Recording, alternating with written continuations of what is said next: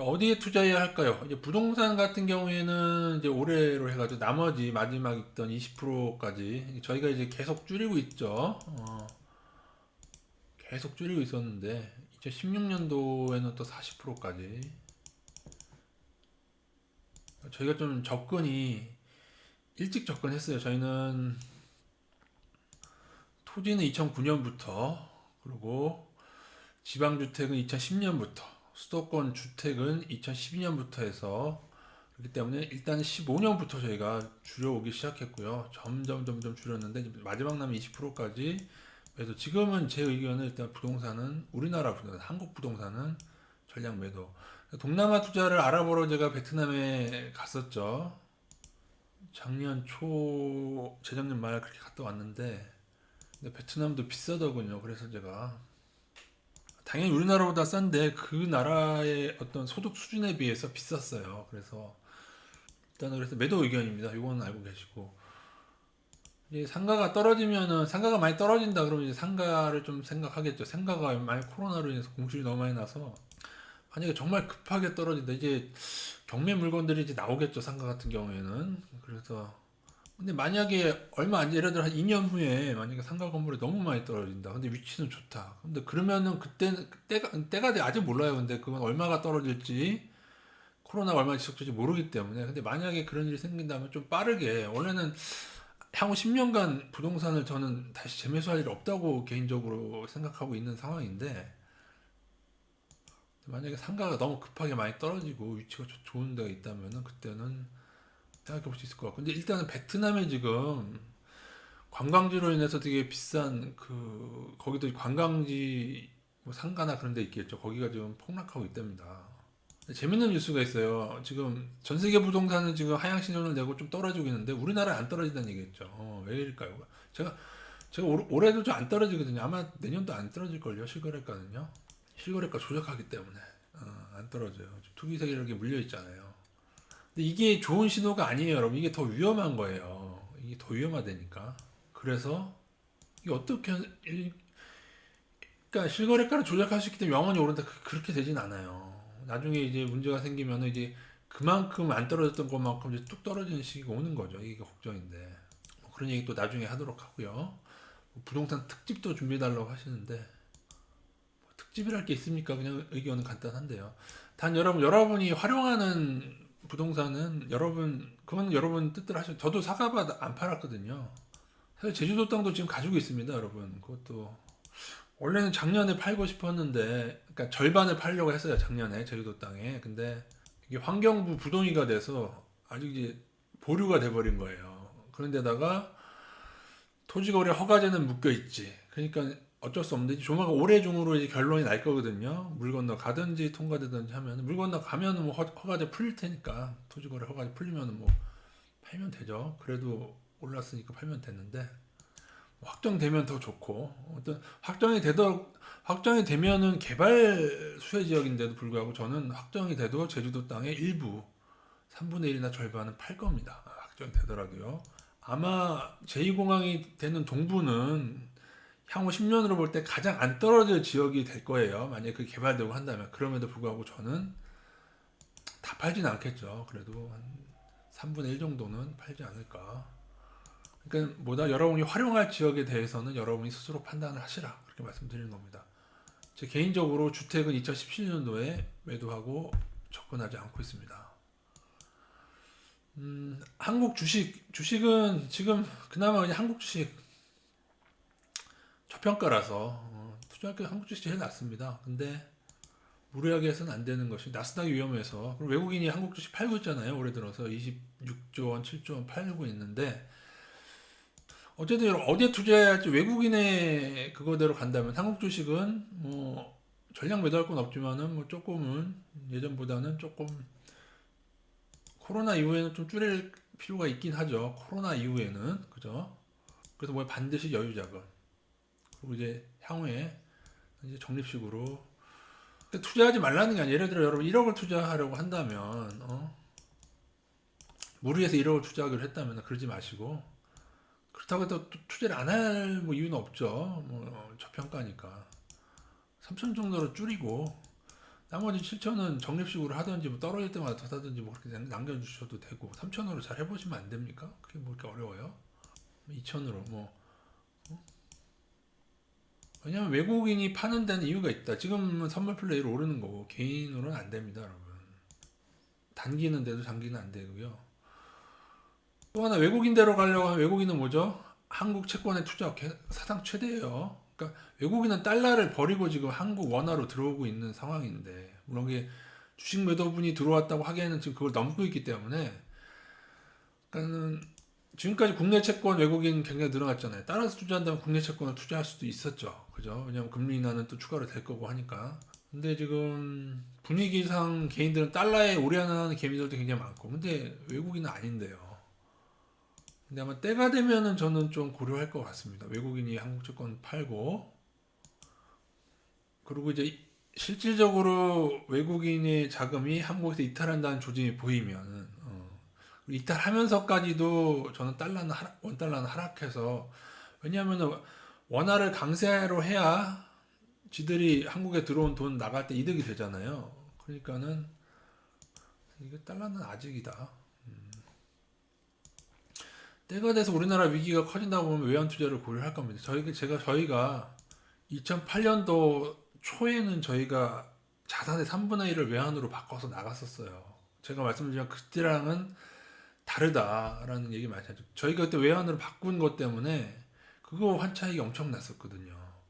근데 아직은 아니라고 보고요. 그리고 원자재를 저희가 투자하고 있지 않습니까? 원자재 표기 자체가 달러이기 때문에 환율이 갑자기 폭등하면 원자재에서도 환차익이 여기에 적용이 됩니다. 여러분 이걸 아셔야 돼요. 그러니까 저희가 뭐 인플레 오를 때 원자재를 일부 투자하고 있는데 금도 상향신호 나서 요거 상방 투자하고 물론 팔라디움 하방 투자하긴 했는데 제가 5대5에서 6대4 정도로 조금 더 이제는 이것도 상방 우위로 상승신호 후에 그렇게 의견 드렸습니다만 점점 올라서 너무 많이 오른다 싶으면은 금과 은은 좀 줄일 것 같고 지금 투자는 하고 있는 중인데 지금 또 이 얘기 듣고 지금 투자하시기에는 또 최근에 너무 많이 올랐어요. 그러니까 신규 접근자들은 많이 접근하지 마세요. 근데 만약에 여기서 더 오른다면 금은 좀 줄이고 오히려 백금은 좀 둘 것 같긴 하고요. 아직 상승 신호니까 상승을 좀 즐기도록은 하겠습니다. 근데 뭐 이러한 포트폴리오는 제가 늘 매주 말씀드리는 거잖아요. 이렇게 투자하고 있다.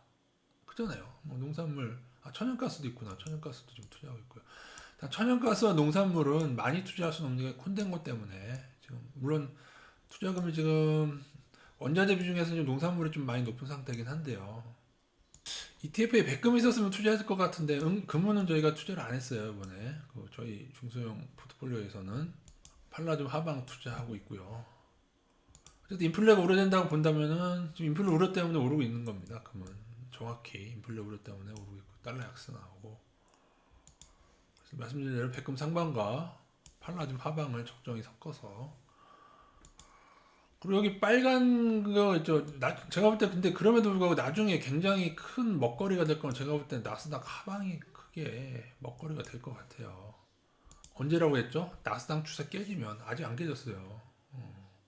물론 이제 5일선 깨질 때마다 인버스를 느끼는데 그건 한국 주식을 투자하면서 리스크 해지 차원으로 하는 거고 정말 하방에 거의 올인하다시피 하는 투자를 할 때가 분명 올 건데 그거를 잘 잡을 생각 이게 아마 또 터지겠죠. 과거 원유처럼 잘 잡으면 원유는 상방이었지만 이건 하방으로 잘 잡으면 이거 터질 텐데 하여튼 열심히 한번 해볼 생각은 있습니다. 잘할지 모르겠습니다. 얘네들 워낙에 또 헷갈리게 할 거기 때문에 그리고 이제 바이오 하방 주식 선물에서 바이오 하방 지금 뭐 다시 치고 오르고 있죠. 근데 치고 오를 때 21선 MACD 상방으로 다 컷하면서 다 컷하면서 컷 못하면 제가 적립식으로 하라고 말씀드렸어요.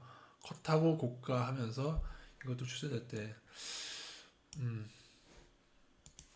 거품위 종목의 주식 선물에 꽤 있습니다. 네, 꽤 있습니다. 그리고 향후에 가장 크게 제가 보는 키워드 중에 하나는 이 식량위기 물 부족을 저는 굉장히 크게 보고 있어요. 굳이 부동산도 남긴다면은 농사 잘 되는데 그죠? 그리고 물 부족은 솔직히 어디가 올지는 몰라요. 강원도는 다 괜찮은 것 같지 예전에 태백 지역에도 가뭄이 온 적이 있습니다. 물론 물 부족을 생각한다면 서울은 되게 안전하죠. 왜냐면 소양호라는 엄청나게 큰, 그죠? 소양호 팔당댐 제일 크잖아요, 우리나라에서.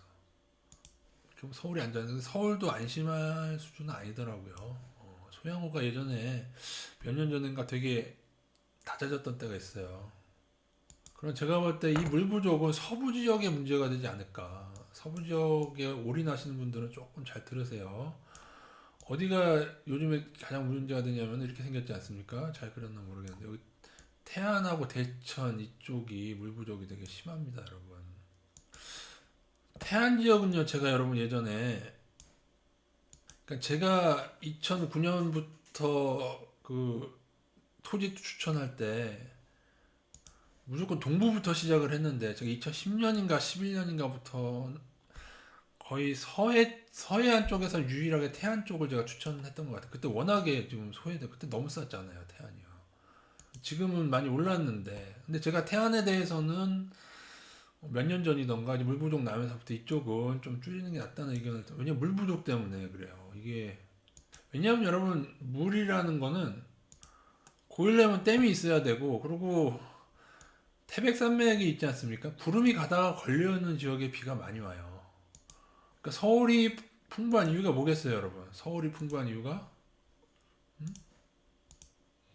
이쪽에 소양호가 왜 그게 많겠냐고. 이쪽에 태백산에 걸려서 어떤 여기서 풍부한 물이 소양호에서 있기 때문인 거죠. 그리고 이쪽 다 그 태백은 약간 그때 감이 온 게 위쪽 지역이라서 그렇게 한데 이 아래 지역에는 물 풍부한 지역이 물론 이제 거기는 물이 풍부한 대신에 홍수가 나거나 어떤 큰 바람이 심해서 살기가 양면이긴 하죠. 양면이긴 한데 그래도 물 부족이라는 게 딱 닥쳐버렸을 때 우리나라에 그러니까 제주도도 그렇게 되면 위험해요. 제주도도 물 부족에 되게 제일 취약한 게 지하수를 먹고 사는 데 아닙니까? 다행히 매년 태풍이 와서 물을 많이 뿌려줘서 그렇지. 근데 이것도 제주도도 몰라요.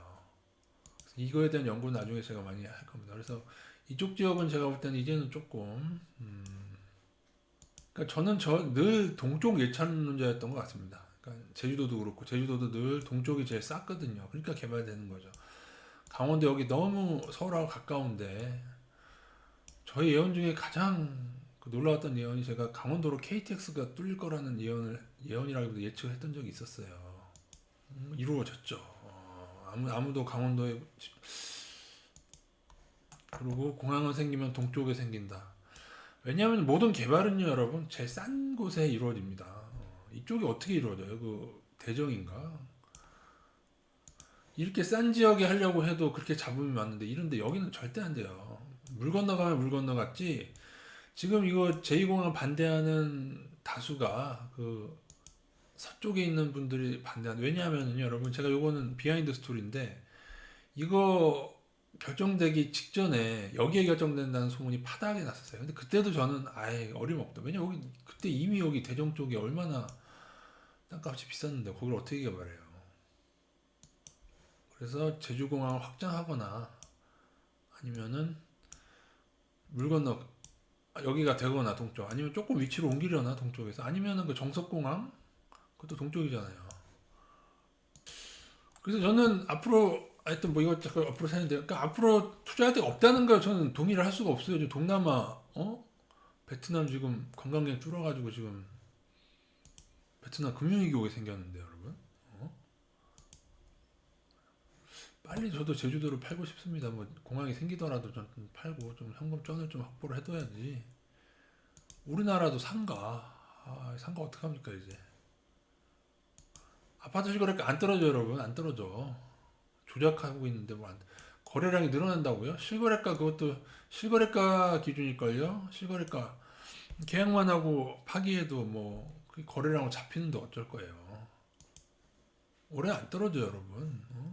제가 아파트 경고하니까는 블로그 댓글에 올해 하반기에 안 떨어지면 사과하실 겁니까? 근데 제가 여러분 그 구독자들 아시죠?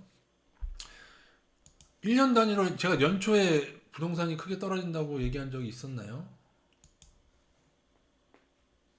버티거나 좀 더 오를 수 있다라고 얘기한 경우가 되게 많은데 심지어 2017년도 그 대책 나왔을 때도 오히려 자전거래로 오히려 단기적으로 견인을 시도할 거라는 얘기까지 제가 말씀드렸거든요. 이게 속는 거예요. 속는 거. 그러니까 이렇게 되면은 언젠가 한번 뚝 떨어지는데 이게 그게 걱정입니다. 그게 언제 올려나. 그러니까 올해는 아닐 거예요. 올해도 아직 투기 세력이 물론 이렇게 실거래가를 손은 안 보는데 뭐 그나마 양도세는 좀 강화하는 것 같은데 좀 솔직히 말씀드리면 저는 어떻게 보면은 제가 가지고 있는 부동산 자산은 제주도가 제주공항이 된다는 가정하에 말씀드리겠습니다. 안 되면 저도 이제 좀 별 볼 없어지긴 한데 된다는 가정하에 봤을 때 그럼에도 불구하고 제가 지금까지 너무 늦게 팔게 되는 거에 대한 저는 불안감입니다. 아마 근데 어느 아파트나 어느 지역보다 제주도 동쪽이 제주공항이 된다면은 제일 안전한 곳이죠. 그리고 향후 오를 가능성이 가장 크고 그런데도 저는 불안한데요. 일부는 현금을 가지고 있어야 될 것 같은데 그래야 뭐 상가든 뭐든 또 기회가 생기지 않겠습니까? 물론 저는 상가나 투자할 만큼 돈이 많지는 않습니다. 뭐 제주도가 뭐 아주 대박이 나면 모를까. 제주도가 대박이 나도 서울에 있는 상가 절대 못 사죠 저는. 아주 지방에 있는 상가는 모를까. 한 5년 전인가 남원에 있는 상가가 4억 상가 건물인데 4억 정도 하더군요. 중소도시는 좀 싼 편이었고 오르긴 올랐겠죠 남원도. 자산가를 알고 계신데 자산가 아닙니다 여러분. 저는 자산가가 아니에요. 예. 그리고 돈이 생기더라도 돈을 막 이렇게 쌓아놓고 그러고 싶은 마음도 별로 없고요. 지난 뭐 700억 자산가 그거를 올렸더니 그걸 믿으시는 분인데 그 영상도 안 보시고 댓글 남기시는 것 같은데요. 그러니까는 그게 그런 식으로 구라를 친다 작전 세력이 그걸 설명하기 위해서 제가 한 퍼포먼스 아니겠습니까 여러분? 700억이요. 그러나 물론 저는 꿈은 크게 가지고 있습니다. 1년에 300억씩 버는 때가 오겠지.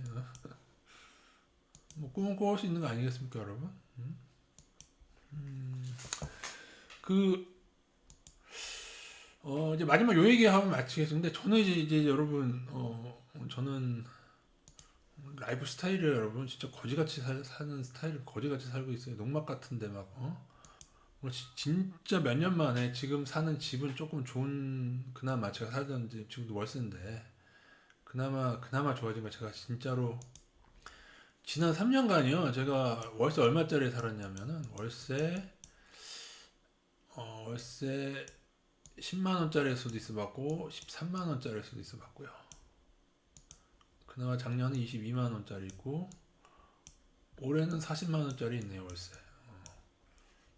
근데 제가 왜 이러냐면요 뭐 돈 문제가 아니고 제가 세집증후군에 되게 민감해서 무조건 낡은 집을 가야 됩니다. 제가 굉장히 민감해요 그게. 그래서 무조건 낡은 집을 가는데 그런 낡은 집 가는데 비싼 집 갈 필요 없잖아요. 그래서 했는데 와 근데 이건 진짜 최악의 집이 하나 있었거든요. 낡았는데 세집증후군이 엄청 심했어요. 알고 보니까 우레탄 폼 같은 거를 그 벽에다가 그 안쪽에다 발라놨더군요. 제가 절대 그 안 되거든요. 제가 드리고 싶은 말씀은 저는 사실 농막도 그렇고 진짜 남들이 보면 거지 같은 데서 많이 지냈는데 뭐가 어때? 재밌고 좋구만. 뭐가 어때서 난리여? 응? 저도 20대 때까지 강남인 대치동이나 아파트 살았었어요. 응? 20대 때까지 청실 아파트라고 살았거든요. 뭐가 어때? 그렇게 후져? 뭐가 후져? 물론 농막이 후지죠. 후진데 죽을 만큼 불편하냐? 그건 아니거든요. 솔직히 왜들 이날인지 솔직히 이해가 안 가요. 이해가. 아니 그렇다고 해서 저희 누나가 지금 남양주에 지금 뭐 나름 그쪽에서 괜찮은 아파트 있는데 라돈이 나온답니다. 라돈이 벽에서 우리 누나가 고가의 장비를 들여서 측정을 했어요. 라돈이 나온대요. 저희 농마에서 라돈 절대 안 나오거든요. 자, 또 얘기 앞으로 새네요. 하여튼 이렇게 대충 보고 있습니다, 여러분. 저는 상가밭에 가면 농막은 거지 같아도 제가 보는 하늘과 어떤 그 풍경 그거는 정말 돈을 주고도 보지 못한다고 생각한 적이 많이 있습니다, 여러분. 어디에 가치를 둬야 할지 여러분 잘 생각하셔서 제가 뭐 노총각이라서 이렇게 살고 있는 거긴 하겠죠. 근데 저는 애를 낳아도 절대로 서울이나 도시로 가지 않을 것 같습니다. 학교에서 배우기 뭘 배워요? 응? 응? 학교에서 뭐 가르친 게 뭐야? 돈 많이 벌어서 좋은 직장 가졌어. 어? 그래서 예쁜 여자 만나서 즐기는 걸 배워요? 배우긴 뭘 배워? 강남에 있는 제 친구들 공부 잘하던 친구들 중학교 잘하던 애들 고등학교 가서 바뀐 애들 꽤 많고 그 통계를 내볼 수가 있는데 고등학교에 잘해서 대학교 잘 간 애들이 뭐 딱히 잘 됐냐 뭐 그런 것도 아닌 것 같고 고학력 가지고 뭐 의사 혹은 뭐 사업가 부자 된 친구 걔네들이 뭐 친구가 더 많은 것 같지도 않고 의사 친구들 얘기가 그렇거든요. 외롭다는 얘기 많이 하는데 걔네들 얘기가 그래요. 레지던트 하면서 주변에 친구 만날 시간 다 끊기고 하다 보니까 그게 꽤 길잖아요. 남자는 군의관까지 하면 거의 펠로우까지 합치면 10년 되고 10년 동안 진짜 미친 듯이 일하잖아요. 군의관은 한 3년 빼야 되나? 7년 넘게 미친 듯이 일해야 되는데 그렇다 돈을 많이 벌었을 것 같습니까, 여러분? 그 젊은 때 10년을 박봉으로 했는데 무슨 돈을 30대는 절대 못 모으고요, 의사들. 40대 돼도 별로 부자인 사람 거의 없어요. 개원해서 대박친 친구 말고는 없고 오히려 망했다는 친구 한 명 알고 있고 개원했다가 강남으로 가서 애들 잡어, 창의력 다 죽여. 거길 왜 보내요? 학원을 왜 보내? 아, 저는 제가 강남에 나왔다는 걸 솔직히 별로 기쁘게 생각하지 않는 제 인생을 통틀어 별로 기쁘게 생각하지 않아요. 저는 그런데 이런 얘기를 할 수 있어서 기쁩니다. 제가 강남 출신이니까 이런 얘기하니까 씨알이 먹히지. 어? 시골에서 밥 갈다 왔으면 이런 얘기가 씨알이 먹히겠어요, 여러분? 시골에서도 얼마든지 여러분 재밌게 살 수 있어요. 저희 마을 사람들 재밌게들 잘 사시는데. 그냥 여러분 외모로 봤을 때는 뭐 그렇게 시골 사람들이 뭐 떨어지는 줄 아세요? 아니에요, 여러분. 제가 볼 때 지방이요, 여러분. 서울에서 웬만하면 서울 죄송합니다. 서울에 이렇게 웬만큼 안 좋은 동네보다 나아요. 서울에 안 좋은 동네 사시는 분들은 죄송합니다. 예. 근데 이거 굳이 뭐 지방을 무시하고 시골을 무시한다고 하면 제가 볼 때는 그렇지 않습니다, 여러분.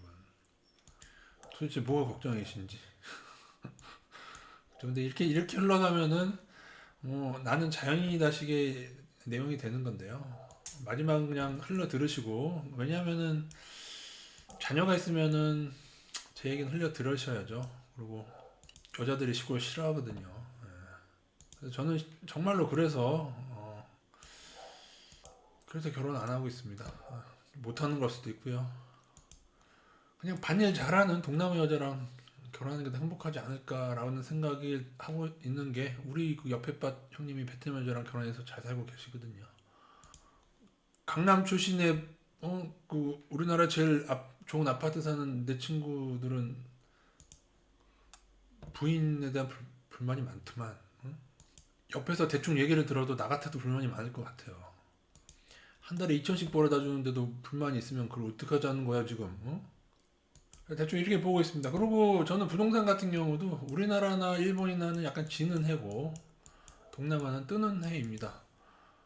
만약에 시골 노총각이 베트남 여자랑 결혼해서 그 베트남 여자가 예를 들어서 경제 위기가 앞으로 몇 년 지나는 향후 5년 동안 베트남의 굉장히 싼 지역을 상가라도 만약에 샀다고 쳐요. 그게 나중에 10년, 20년에 우리나라 부동산 떨어지고 베트남 오르고 해서 대박이 날지 그건 아무도 모른다는 겁니다. 왜냐? 30년 전, 40년 전에는 동남아 우리나라보다 못 살았습니까, 여러분? 버마, 미얀마 우리나라보다 못 살았어요? 아니잖아요. 그러니까 나라의 운명은 어떻게 될지 모른다. 거기에 대한 분석도 하시면서 해외 투자를 하셔야 될 것 같습니다. 자, 왜 이렇게 쓸데없는 얘기까지 많이 했는지 모르겠지만 그냥 솔직한 저의 견해입니다. 여러분 농담처럼 들으실지 모르겠지만 저는 왜 우리나라 이 넓고 좋은 제가 지금 전국 팔도를 돌아다닌 지 꽤 오래됐는데 여기 도시만 벗어나면 이렇게 좋은 곳이 많은데 도시에만 매여 사는지 잘 이해를 할 수가 없고 아오라 분들 기억나시죠? 저희 카페 분들 기억나실 거예요. 제가 예전에 강원도를 되게 좋게 봤을 때 부동산 지역의 강원도 동쪽의 시대가 온다. 달마가 동쪽으로 간 까닭은 쏠목이 동쪽을 찍은 까닭은 제가 가서 보니까 좋더라는 거. 제주도도 마찬가지고요. 그러니까 제가 가서 좋은 곳은 다 올랐어요. 왜일까요? 사람들이 교통이 문제였지 교통이 해결되니까 좋은 거예요. 제주도에 가치는 사실 우리나라 사람들보다 중국 사람들이 먼저 알아본 거예요. 지금은 이제 중국을 하도 규제를 하니까 지금 규제를 많이 해서 원희룡 지사가 그랬지만은 제주도는 정말 저평가였다고 지금도 생각합니다. 부동산 얘기를 하면 이렇게 끝이 없어요. 제주도도 이제 아파트 얘기 따라오고 토지 얘기 따라오고 따로 하는데 거의 얘기 끝이 없는데 나중에 말씀하신 대로 부동산 특집을 만들어서 한번 뭐 풀어보도록 하겠습니다. 투자할 데가 없다고요? 뭘 없어? 아직도 뭐 많을 것 같은데. 많을 것 같은데. 그래서 좀 여유가 되시는 분들은 저는 물이 좀 풍부한 지역의 땅은 조금 여러분이 그리고 그 재미를 좀 들이세요. 아마 수도권에 계신 분들은 강원도나 아니면은 서쪽 지역이 되겠죠. 나중에 아마 부동산이 꺾이기 시작하면은 땅도 꺾일 겁니다, 여러분. 땅도 꺾인다고 저는 보고 있어요. 그렇게 되면은 여러분이 주말 농장으로 농막을 여러분 짓고 요즘에는 조금 규제가 많이 풀려가지고 농막에다가 난방도 할 수 있는 데가 꽤 많이 있습니다. 해도 되고요. 지역에 따라서는 어쨌든 거의 많이 풀렸어요. 그래서 농막 같은 거 놓고 근데 되도록 그럴 때 물이 좀 풍부한 지역 그런 데 잘 구하시면은 좋을 것 같습니다.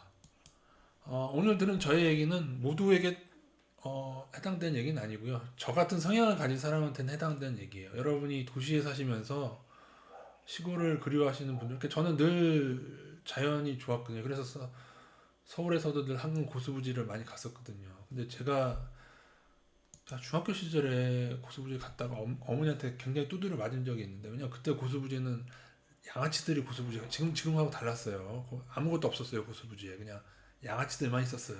근데 저는 친구랑 자전거를 타러 간 거예요. 그때 어머니한테 후들어지게 맞은 적이 있습니다. 제가 왜 고수부지를 갔냐? 강이 좋고 하늘, 그러니까 그런 성향을 가지신 분들은 아마도 지방에서 자 다음에 얘기 드리도록 하겠습니다.